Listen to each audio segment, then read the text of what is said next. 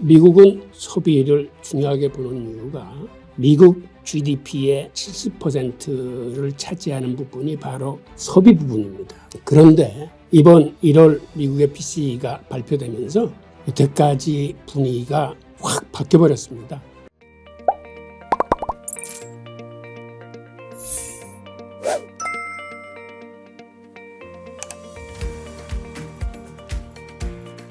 예, 안녕하세요.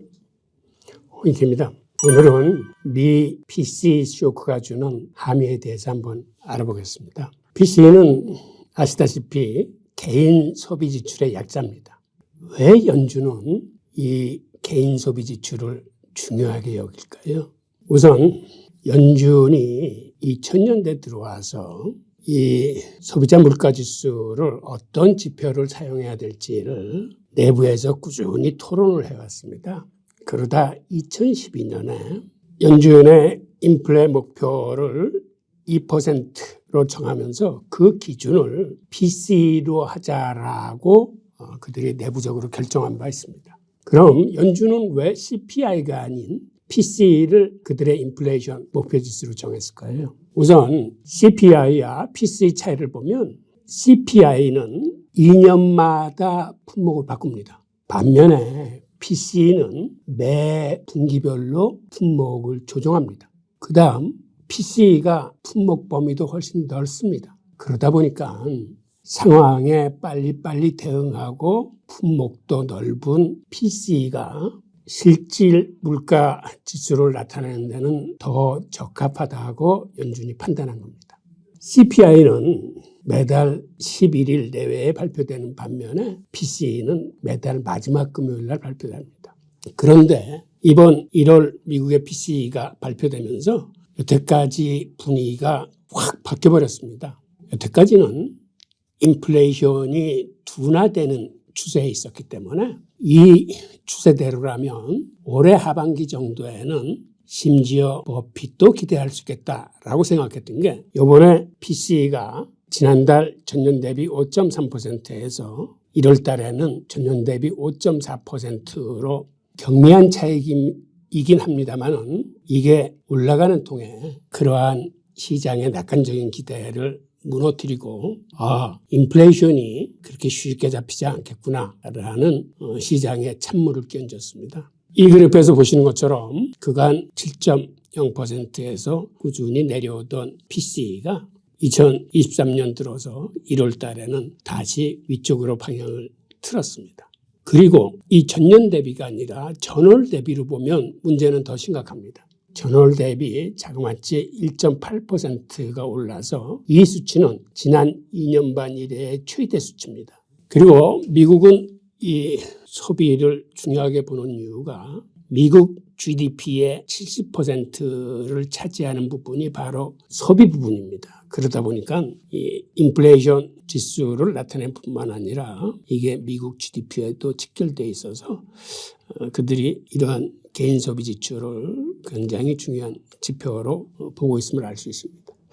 그렇다면 소비자 물가 지수 CPI와 그다음에 개인 소비 지출 PC의 차이에 대해서 한번 알아보겠습니다. 우선 두 지수는 발표 기간이 좀 서로 다르고 그다음에 지수에 포함되어 있는 내용이 예를 들어서 CPI는 도시지역 거주자를 대상으로 상품과 서비스 지출을 조사한 건데 여기는 직접 지출만이 계산됩니다. 이 얘기는 PC는 직접 지출 외에 간접 지출도 포함된다는 건데 예를 들면 이런 겁니다. CPI는 개인이 소비한 모든 직접 지출이 포함될 뿐만 아니라 PC는 본인이 내지 않더라도 예를 들어서 회사가 의료보험비를 내준다거나 회사에서 차량 지원비를 내준다거나 하는 것들이 본인이 직접 지출하지는 않았지만 회사나 다른 기관이 그 사람의 개인을 위해서 쓴 모든 간접 지출 비용이 포함되어 있습니다. 그래서 어떤 면에서는 PC가 개인들이 소비하는 거를 더 폭넓게 포함하고 있어서 실질 물가 지수에 더 가깝다라는 의미가 있습니다. 그리고 아까 말씀드렸다시피 품목 업데이트 주기도 CPI는 2년에 한 번 품목을 바꾸는 반면에 PC는 매 분기별로 품목을 바꾸니까는 상황에 더 적극적으로 대응할 수 있다는 의미가 있고, 그런 의미에서 PC가 가장 실제 물가치와 유사한 지표로 연준이 CPI보다는 PC를 기준으로 삼는 이유입니다.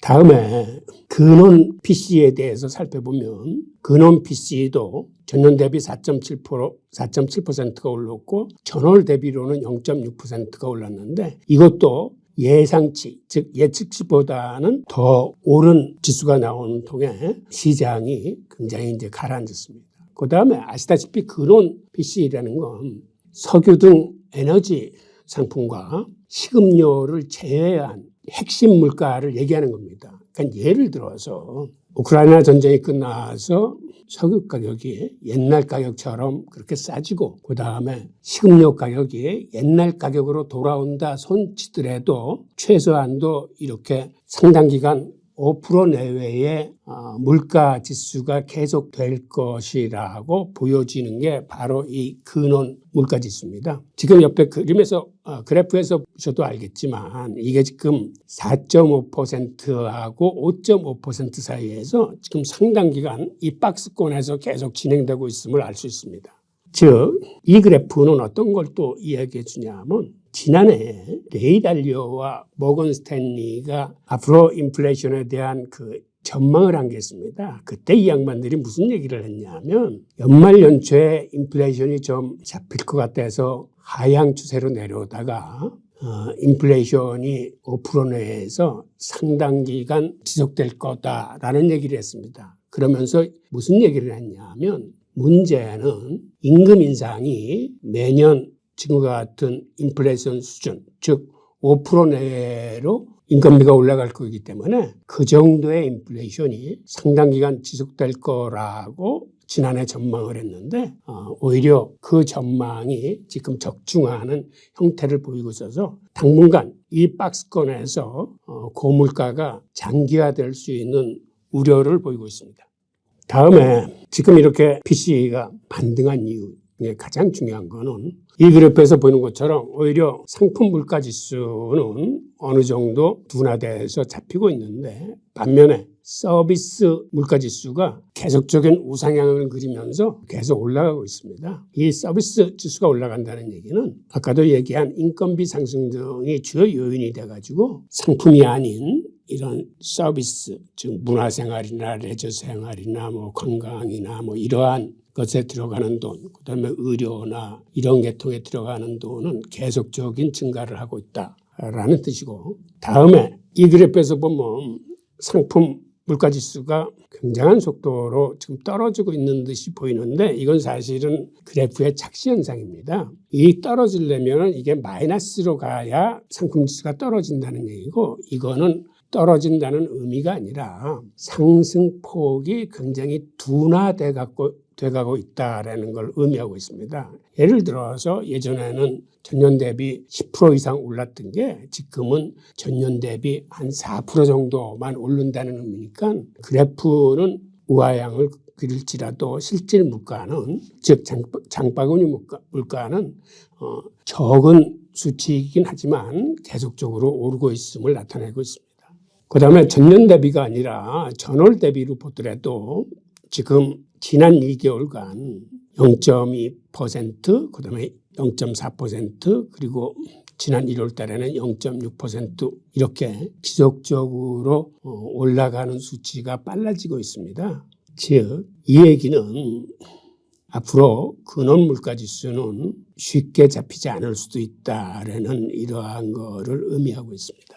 자, 그렇다면 소비자 물가 지수와 개인 소비 지출, 이 두 지수의 차이는 어느 정도 될까요? 대충 소비자 물가 지수가 개인 소비 지출보다 평균 1.1% 더 높게 측정된다고 합니다. 그러니까 요번에 5.4%가 나왔으면은 소비자 물가 지수는 여기다 1.1%를 더한 6.5%가 나올 확률이 굉장히 높다는 것을 의미하고 있습니다. 다음 달에 이제 CPI 발표가 나봐야 알겠지만은 지금 일반적인 추세로는 보통 한 1.1% 정도 CPI가 PCE보다 높다라고 알려져 있습니다. 그렇다면 연준은 앞으로 기준금리 인상을 지난번에는 0.25% 즉 베이비 스텝을 밟았었는데 이렇게 인플레이션이 반등됨으로써 그들이 0.5% 같은 빅 스텝을 밟을지도 모른다는 우려가 나오고 있는데 아직까지 그게 과반을 형성하지 못하고 한 25% 내외 정도의 확률로 거론되고 있는 것 같습니다. 그런데 문제는 지난번에 0.25%로 하다가 앞으로 인플레이션이 좀 가속화되는 것 같아서 빅 스텝이나 자이언트 스텝을 받게 되면은 그거는 어떤 의미에서는 연준의 신뢰에 큰 상처가 될 수도 있고 앞으로 일반인이나 투자자들이 연준의 이야기에 대한 어떤 신뢰를 상실할 우려가 있기 때문에 그런 사태가 오지 말아야 되겠지만은 그런 사태가 오면 조금 더 혼란스러워질 수 있습니다.